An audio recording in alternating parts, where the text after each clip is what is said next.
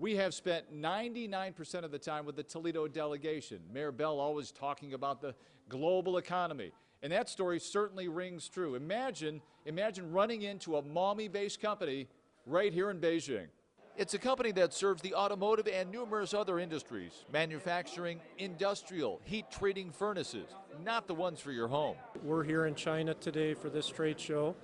Our philosophy actually is to build the furnaces in Northwest Ohio and export them into China or other locations worldwide. Our meeting today with the company's representatives is purely coincidental.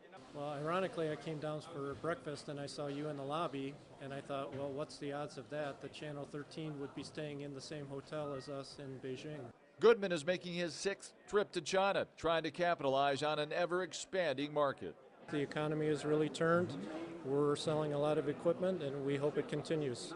Ben Bernard is the company's business development director. Trying to figure out how we can sustain sales representation here and also try to find possibilities to share technologies and pretty much trying to open up this market for ourselves.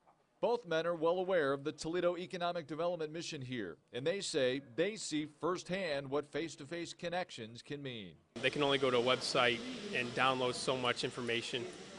Once they see you here and they can look at you, and you can actually see the reactions when you tell them such things as price. Back now at the Beijing Convention Center, the trade show getting ready to shut down for the night, the vendors heading back to their respective hotels.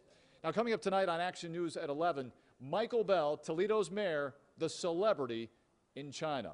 From Beijing, Lee Conklin, 13 ABC, Action News.